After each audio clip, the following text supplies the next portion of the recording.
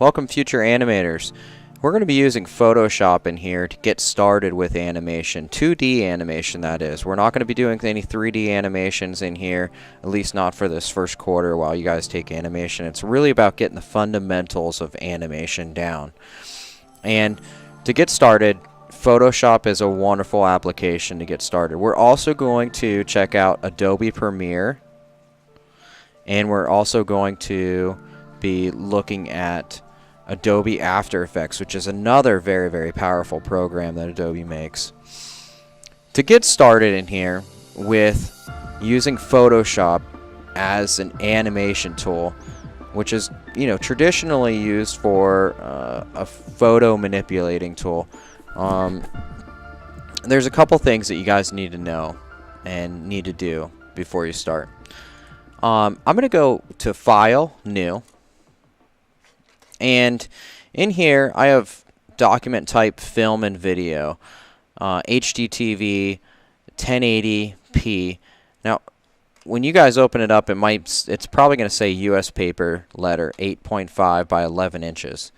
Again, I'm going to switch it to film and video, and I really want to be working in pixels instead of inches. So 1920 by 1080 is the aspect ratio for full HD. I'm going to go ahead and hit OK.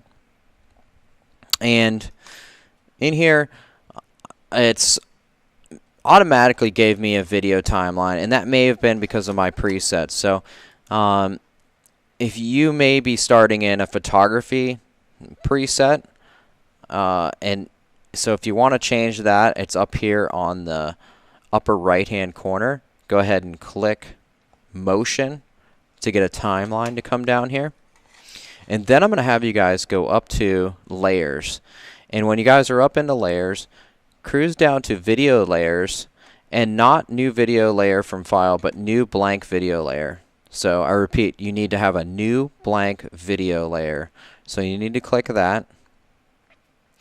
And when you click a new blank video layer, instead of having to make one layer after another layer after another layer for each frame that you're going to be working in, this automatically lets you work in frame by frame animation. So you can basically use some of these tools. Here's the toolbar over here on the left.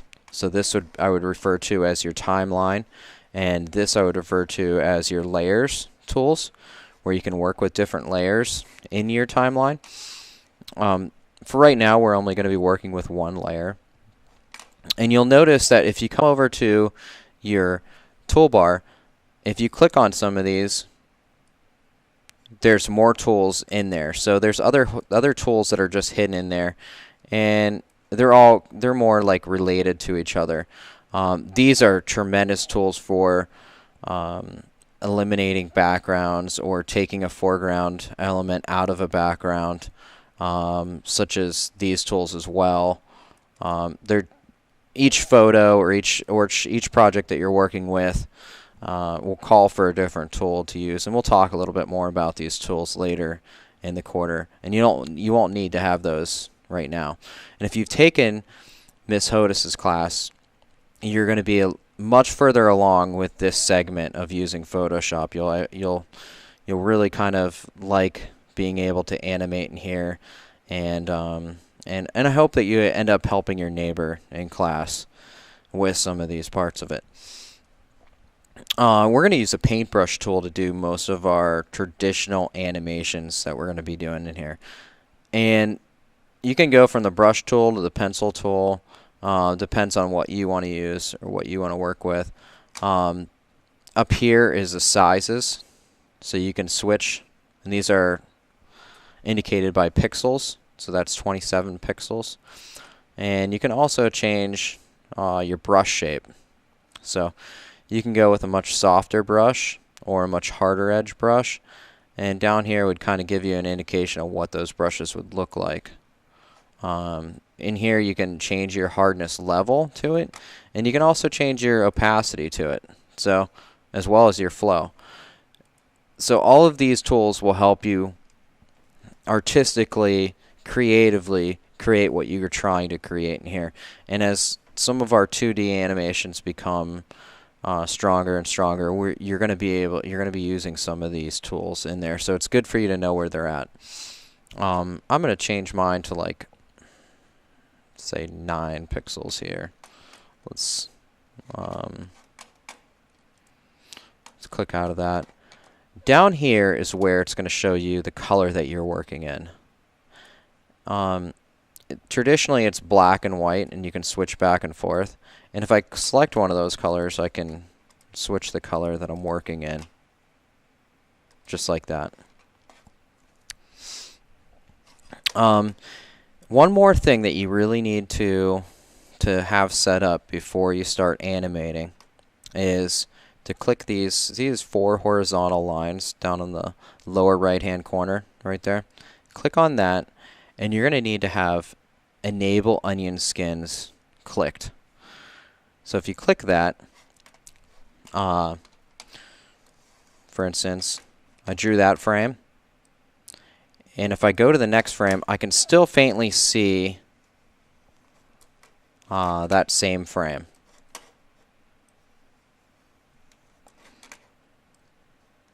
So you can see as I play through, you can see that shape's getting smaller and smaller, kind of receding in space. You can also click it off. If you're done with your animating and you don't need to have that, then you can kind of see what it truly looks like as an animation. I'm going to go and hit backwards. Let's see how many. Okay. And here's the eraser tool right here. And I'm going to make that bigger. So I'm just kind of showing you a few tools as you guys are getting started. So if you edit, step backward, or edit undo, and we'll talk about some of these other tools in here. All of these things are, really pretty cool ways to help you guys creatively create your animations. Main thing I'm going to have you guys do is just play around with the program at first. I'm going to first start with creating just a simple, let's say, raindrop here. Okay. I'm going to fill that in, so I'm going to switch the size that I'm working in.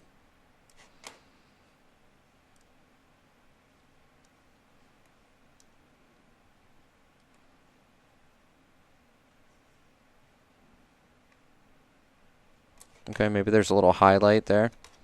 Yeah, we'll cover that up. Okay. And then with my timeline, or my player head, I'm going to scrub ahead 1 frame. Oops, I got to enable onion skins. Scrub ahead 1 frame. I'm going to go back to the Paintbrush tool. And I was working in 9 before, so let's go back to 9. And my raindrop has moved. Now I'm really being very careful about the volume that I'm working in.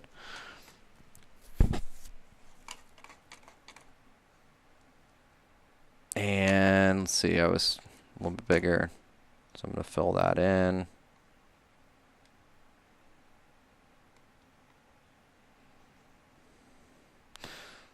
Frame by frame animation can be a little bit tedious sometimes, but it's really well worth it when you come up with a good animation when you're finished. Scrub ahead 1 more frame. And oops, back to 9. Okay.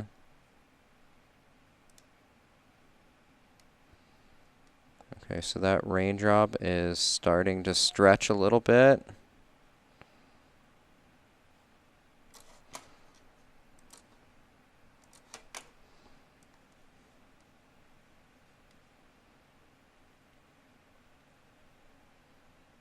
Start to stretch out a little bit there. I'll go back to 9 here. Move my player head forward one more frame.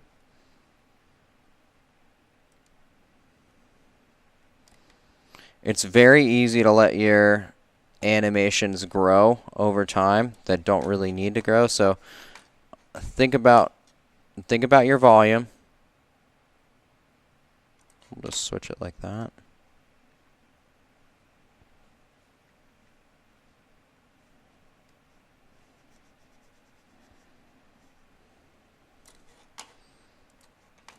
Okay, back to the 9. Oops, move my player head forward one frame.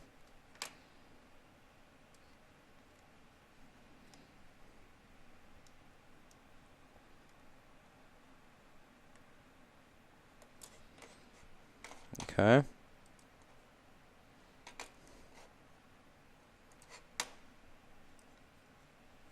Just get a couple frames in here for you to see. Okay. You can see this raindrops kind of, falling down here. Okay,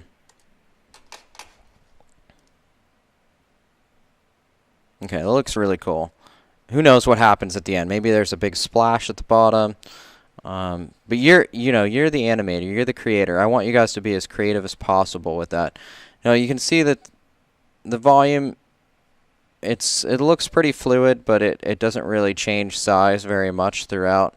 That's going to be really big for you guys to kind of try and follow. Here's another idea. Let's see if I can remember how to do this. I go to brushes, edit, define brush preset, and I'm going to call that raindrop. Hit OK. And what I've done now is I've made a preset brush. So let's see. Let's make sure I have enable onion skins back on. Okay, so I'm on that next frame. This is another way to work after you've gotten your shape. And you guys might like this because it's fast. Basically, I've made a brush of that raindrop. And now I can kind of move that. It's not going to have that organic feel.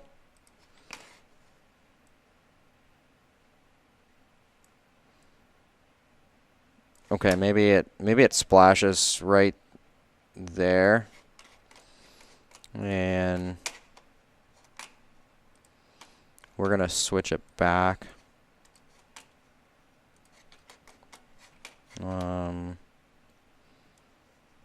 Yeah, maybe you could have some lines coming out, like, splash. I don't know how you're gonna do the splash.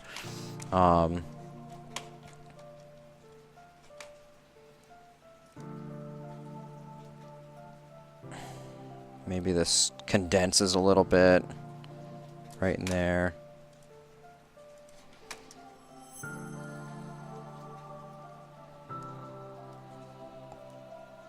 Still staying with the same volume.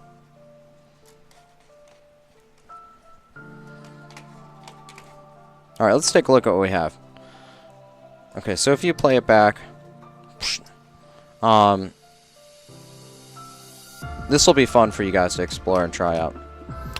To make that brush again, I went to edit and I hit define brush preset, and that automatically shows up over here in your brushes, so you can see it right there. And you can change the size of it if you want to. Okay, hey, let's get started. Thanks for watching, guys.